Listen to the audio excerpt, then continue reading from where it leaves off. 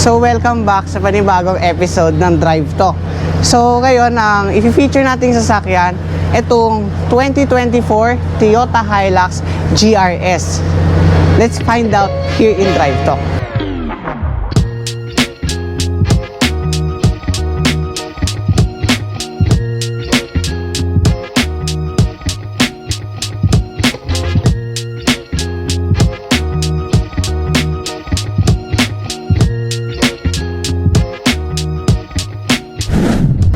Pero syempre, simulan muna natin dito sa exterior ng Hilux GRS. Ano nga ba pinagkaiba niya doon sa previous model na 2023? Kung mapapansin nyo, mas wide na yung itsura nitong bagong GRS. Tapos iba na yung grille niya. Pero nanatili yung malaking badging na Toyota at saka yung sa radar niya. Same lang naman din sa previous model. Pero meron siyang design dito na airflow. May butas din naman siya. Headlight niya, pareho lang naman din. Tapos yung fog lamp niya, nag-iba lang yung style, pero almost same naman silang LED. Una naman na itong Hilux GR Sport ay may dalawang parking sensor. Dito naman sa side profile niya, same lang naman din sa previous model na GRS, nakaano din siya, black din yung side mirror. Ang sukat naman ng gulong niya is 265/65 R17. Nag-iba rin yung size ng mag siya compared sa previous model na 18s. Tapos yung suspension niya is naka KYB, which is mas maganda at mas maganda yung ride kaysa sa previous model na Hilux. At kung mapapansin nyo rin, yung side profile nitong Hilux is wala siyang roof rail compared sa Hilux Conquest. So dito naman sa likod na ng Hilux, same naman din siya ng taillight sa Hilux G, Hilux Conquest. Same lang naman. Ang pinagkaiba lang naman sa Hilux Conquest, wala lang siyang cover dito na nakalagay na Hilux. Tapos yung bumper niya may extension na para hindi siya mukhang plain. Tapos yung sports bar niya, wala na. Oo, tama, hindi kayo nagkakamali ng narinig. Ngayong 2025 kasi, dalawang GR ang lumabas. Isang GRS at saka GR Sport. Sa GRS, yung may sports bar, sa GR Sport naman yung wala. Tapos shark fin antenna, same din naman sa previous model na Hilux GR. Pero blackout na yung roof. So ito ring Hilux is meron din siyang parking sensor. Same din naman sa previous model. Kahit sa Hilux Conquest meron din yan. Yung tailgate naman niya, meron siyang tailgate assist kasi magaan.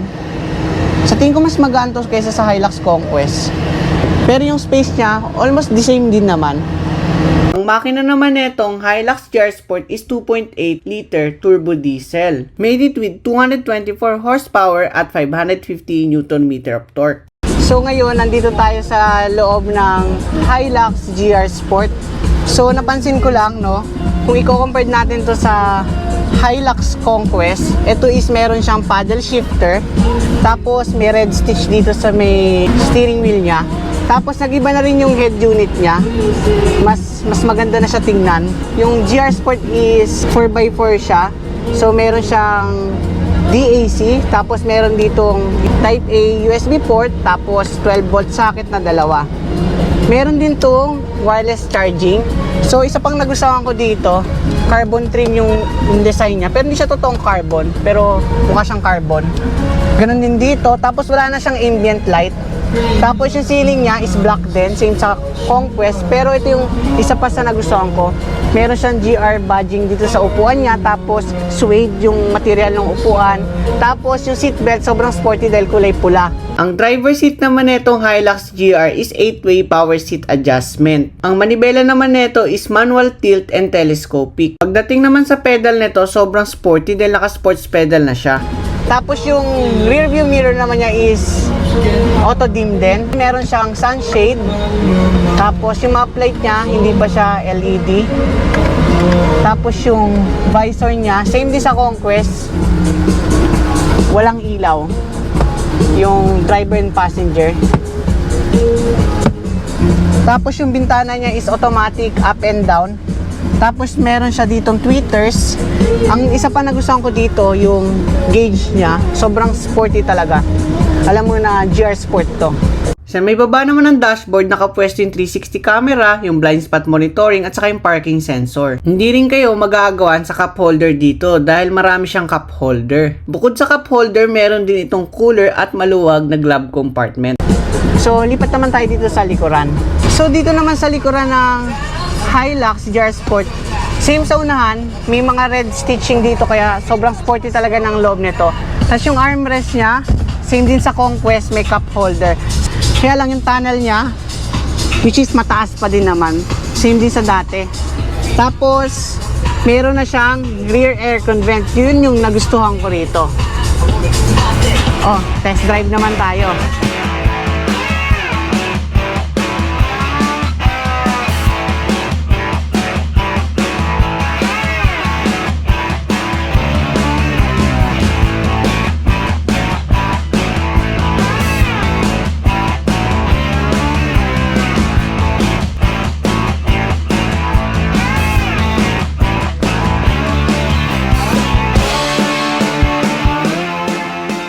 So bago natin simulan yung test drive, papakilala ko sa inyo si Ma'am.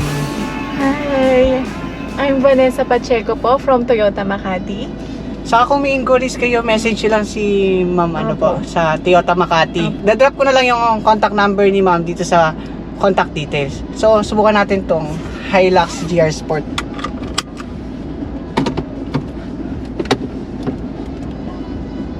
Napansin ko lang dito sa GR Sport, parang mas mabigat yung manibela niya kaysa dun sa Conquest. Or baka depende lang din sa hangin ng gulong. Pero nararamdaman ko kagad yung suspension niya. May pagkakaiba sila dun sa Hilux na Conquest. Kasi yung Conquest, ramdam mo yung pagka-stiff niya. Dito, okay yung bato ng KYB. Kung i-compare lang naman natin sa Conquest, yung torque niya, ramdam ko rin eh. Almost same lang naman din halos ng Conquest na ano. Pero ito eh, pag dininan mo, doon mo mas mararamdaman eh, no? Ayun, ramdam kagad yung torque niya. So, ito is meron ding driving mode.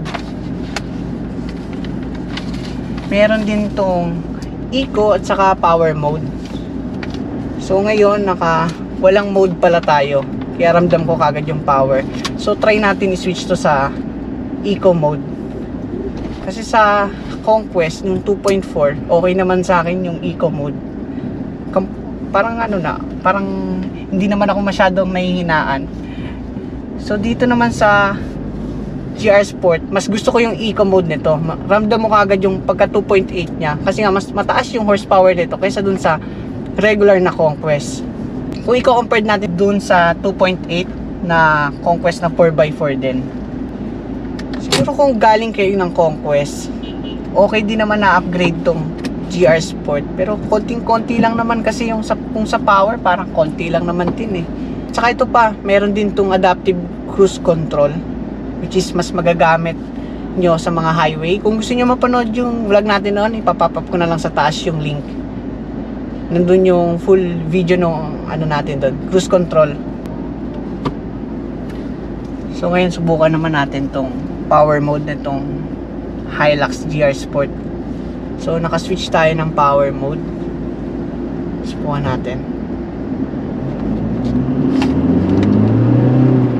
Oh, okay din. Napansin ko lang yung shifting niya. Same din sa Conquest na may konting delay, pero hindi naman masyadong totally ramdam na ramdam yung magka-delay niya.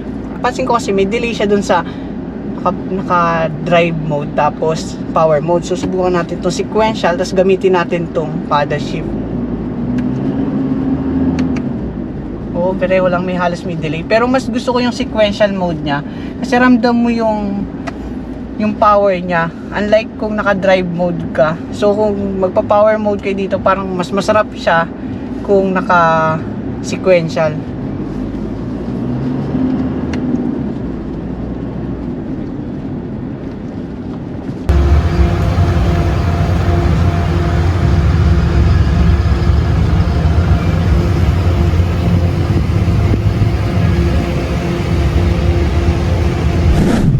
At dito magtatapos yung vlog natin dito sa Hilux GR Sport. At kung nagustuhan nyo, huwag nyo kalimutan mag-like, comment, share at mag-subscribe. At click nyo na rin yung notification bell para lagi kayo updated sa channel ko. Hanap nyo ba yung mga Bath and Body Works, tapos Nivea body wash, Jergens na lotion, at saka mga Dove na body wash? Meron kami niyan dito sa Anjay Clothing. Ang maganda rito, magagaranti namin na original yung mga products. At hindi lang imported products ang meron kami. Meron din kami mga personal collection. Nagpo-promo rin kami nun. Meron din kaming pre-lab, beauty product, at saka mga iba pang mga apparel. Kagaya ng mga bags, sapatos, tsinelas. Lahat yan meron dito. At kapag naka-worth 600 pesos ka, pwede kang manalo ng Bath and Body Works na lotion. Kaya visit na kayo dito sa Anjay Clothing.